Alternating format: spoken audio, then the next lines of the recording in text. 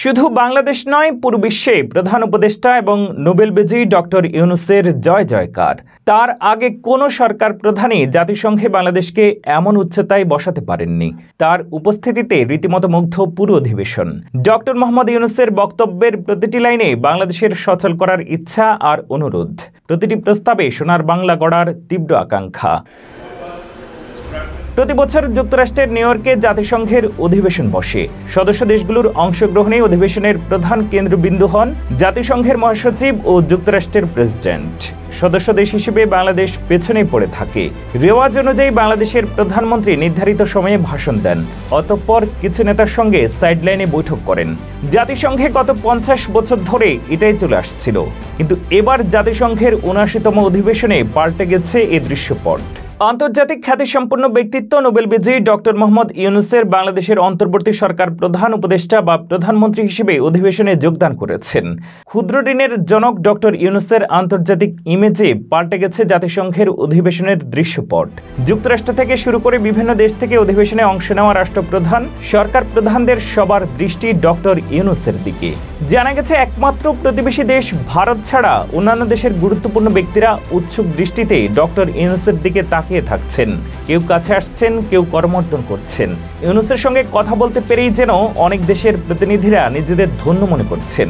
এছাড়াও বিশ্বব্যাংক, আন্তর্জাতিক মুদ্রা তহবিল, IMF, জাতিসংঘের মানবাধিকার বিষয়ক কমিশনের প্রধানের সঙ্গে বৈঠক ও ক্লিন্টন ফাউন্ডেশনের প্রধান পৃষ্ঠপোষক সাবেক মার্কিন প্রেসিডেন্ট বিল ক্লিন্টনের অনুষ্ঠানে বক্তব্য দিয়ে সবার নজর কাড়েন তিনি বাংলাদেশের ছাত্র আন্দোলনের চিত্র তুলে ধরে আগামী বাংলাদেশের রূপরেখা উপস্থাপন করেন। একই সাথে জাতিসংঘের অধিবেশনের সময় মার্কিন প্রেসিডেন্টের সঙ্গে ডক্টর ইউনূসের বিশেষ বৈঠক আন্তর্জাতিক পরিমণ্ডলে দেশকে অনন্য উচ্চতায় নিয়ে গেছে। ইতিহাসের পাতা ঘাটলে জানা যায়, স্বাধীনতার পর থেকে বাংলাদেশ যুক্তরাষ্ট্রের সম্পর্ক কখনো ভালো, কখনো টানাপোড়েনের মধ্য দিয়ে গেছে।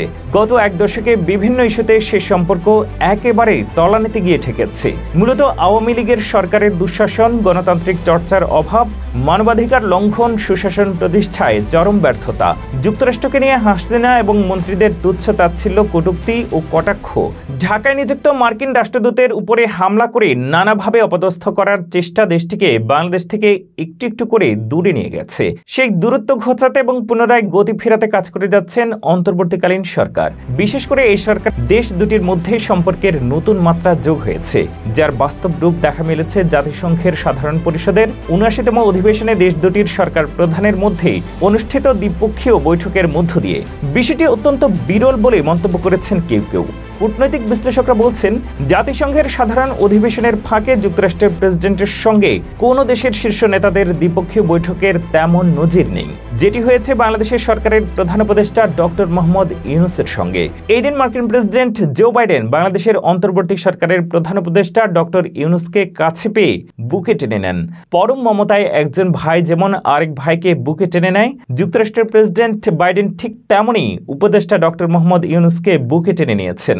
হাতে হাত রেখে বলেছেন, বাংলাদেশ সংস্কারের যে লক্ষ্য নোবেল বিজয়ী অর্থনীতিবিদ ঠিক করেছেন, তাকে বাস্তবে রূপ দিতে সব ধরনের সহায়তা করবে হোয়াইট হাউস। বিশ্বের অন্যান্য উন্নত দেশের সরকার প্রধানরাও ব্যস্ত ছিলেন বাংলাদেশের প্রধান উপদেষ্টার সাথে হাত মেলাতে অথবা কুশল বিনিময় করতে। গোটা অধিবেশনের স্পটলাইট ছিল মূলত ডক্টর ইউনূসের উপরে, যেখানে বাংলাদেশ নামক ক্ষুদ্র একটি রাষ্ট্র একজনের জন্যই উঠে গেছে অনন্য এক উচ্চতায়। স্বাধীনতার পরে বিশ্বের দরবারে এমন উজ্জ্বল বাংলাদেশ জাতিসংঘে কেউ দেখেনি, যেটা সম্ভব হয়েছে ডক্টর ইউনূসের কারণে।